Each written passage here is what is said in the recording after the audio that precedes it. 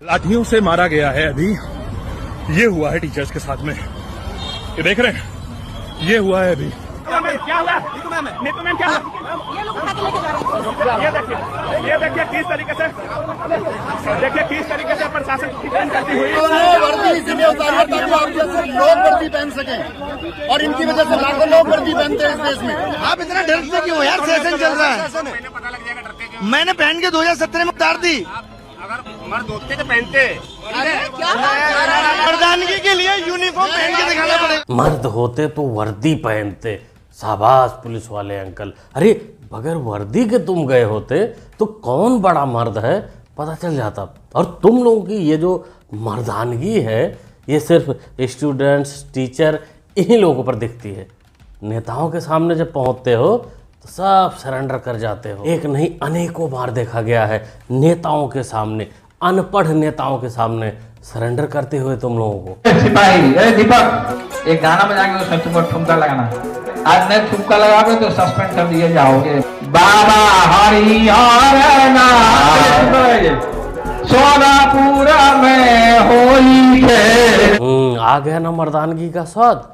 वर्दी भी थी, पहने भी थे, पुलिस भी हो और राजा साहब के सामने ठुमके लगाने को मजबूर हो। यही तुम्हारे रिश्तेदार अखिलेश यादव के जो चाचा जान हैं वो भी कुछ यही करवाते थे, तुम लोगों की मर्दानगी चेक किया करते थे। कलेक्टर से मत डरियो, ये तनखैया है, तनखैयों से नहीं डरते हैं।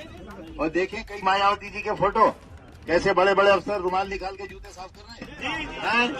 हाँ, उन्हीं से है गठबंधन। हाँ, उन्हीं के जूते साफ कराऊंगा इंशाल्लाह ने चाहा। ऐसी ऐसी बयानबाजी होती थी तुम लोगों के ऊपर और तुम लोग कुछ कर भी नहीं पाते थे क्योंकि तुम्हारे ऊपर नेताजी बैठे होते थे। हाँ, तो कहेंगे भला हो उत्तर प्रदेश की जनता का जो गुंडों के काल की सरकार बना दी। आपने माफियागिरी करी क्यों? नहीं, माफियागिरी खत्म हो गई। तो एसएससी प्रोटेस्ट नाम तो सुना ही होगा, न्यूज़ थोड़ा कम सुने होंगे क्योंकि सोशल मीडिया पर ही इसकी खबर ज़्यादा आ रही है। मेन स्ट्रीम मीडिया इससे कोसों दूर है। मेन स्ट्रीम मीडिया तो बाबा जी के पीछे पड़ी है, अनुरुद्धाचार्य के पीछे पड़ी है कि भाई उन्होंने ऐसा क्यों बोला, उन्होंने वैसा क्यों बोला। उस पर डिबेट चल रही है, इस पर डिबेट नहीं चल रही है कि किस प्रकार पेपर लीक पे लीक हो रहे हैं। उस पर भी डिबेट किया जाए, सरकार के नुमाइंदों को बैठाकर डिबेट किया जाए, सवाल जवाब किया जाए। भारत के इतिहास में कोई भी भर्ती हो बगैर घोटाले, बगैर पेपर लीक के वो संपन्न हो जाए, ऐसा तो मुमकिन है ही नहीं। वैसे हर बार पेपर ही लीक होता था, लेकिन अब की बार जो हुआ है वो कुछ अलग ही हुआ है। पेपर लीक के साथ साथ सेंटर भी लीक हो गया है, सेंटर भी चोरी हो गया। स्टूडेंट को सेंटर कहीं की जगह पे कहीं और भेज दिया गया, उनको समय नहीं दिया गया, उनको जो पेपर देने के लिए सिस्टम मिला था उसका कोई मतलब ही नहीं था, वो चोर बाजार का सिस्टम था, वो हैंग कर रहा था। पिटाई भी की गई, न्यूज़ आया था स्टूडेंट्स की। लेकिन अब की बार इन सबको देखते हुए उन स्टूडेंट्स के जो टीचर थे, जो कोचिंग के टीचर थे, उन्होंने एक नारा दिया, दिल्ली चलो। दिल्ली जाने का आह्वान किया, प्रोटेस्ट करने का आह्वान किया और प्रोटेस्ट भी किया शांतिपूर्ण तरीके से। अरे वैसा नहीं जहाँ गाड़ियाँ पलट देते हैं, पुलिस को दौड़ा दौड़ा के मारते हैं, पत्थर फेंकते हैं, वो वाला प्रोटेस्ट नहीं, शांतिपूर्ण प्रोटेस्ट, पढ़ो लिखो वाला प्रोटेस्ट। लेकिन उसको भी ये कहकर दबाया गया कि अभी पार्लियामेंट का सेशन चल रहा है, नेता लोग, बड़े लोग वहाँ उपलब्ध हैं, तो तुम लोग दिल्ली में नहीं घुस सकते। ये सब कारण बताकर इतने शांतिपूर्ण प्रोटेस्ट को हटाने का प्रयास किया गया, हटाया भी गया, लाठियां बरसाई गई स्टूडेंट पर, टीचरों पर। मैं आप सबको कैमरे के माध्यम से बताना चाहता हूं कि ये 1 साल की भर्तियां 3 लाख करोड़ का घोटाला है और वक्त आने पे मैं इन सबके प्रूफ दूंगा।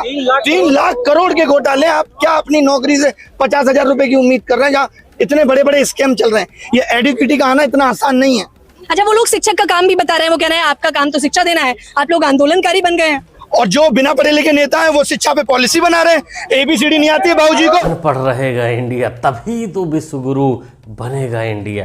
पढ़ लिए कहीं तो फिर नेताओं की कुर्सी खतरे में आ जाएगी ना। जो स्टूडेंट होता है उसका एक सपना होता है और सपने से भी ज़्यादा पड़ोसी का ताना, ये सब बचने के लिए वो दिन रात मेहनत करता है। हम भी किसी परीक्षा में पास कर जाएं, हमें भी एक नौकरी मिल जाए, लेकिन नहीं, एसएससी ऐसा कैसे करने देगी। तो भाई कहेंगे कि एसएससी में जो भी घोटाला हुआ, जिस प्रकार टेंडर एक ऐसी कंपनी को बताया जा रहा दिया गया कि जो एकदम करप्ट है, उस पर सीबीआई जांच होनी चाहिए और ये सारे पेपर को कैंसिल करके पेपर दोबारा से करवाना चाहिए, वो भी जल्द से जल्द।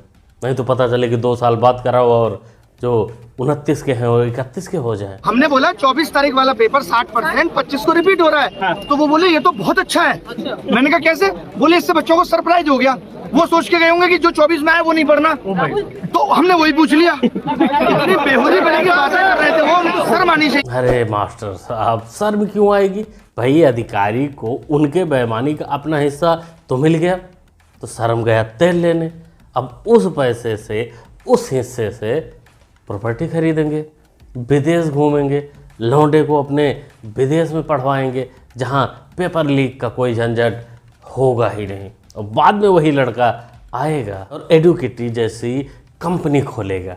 और पापा जी तो साहब भैया हैं, वो उसी कंपनी को टेंडर दे देंगे किसी पेपर को कराने के लिए, और फिर वो लीक करेगा, पैसा खाएगा। तो ये जो टीचर यहाँ लाठियाँ खा रहे हैं, इनकी लाइफ पहले से सेट है।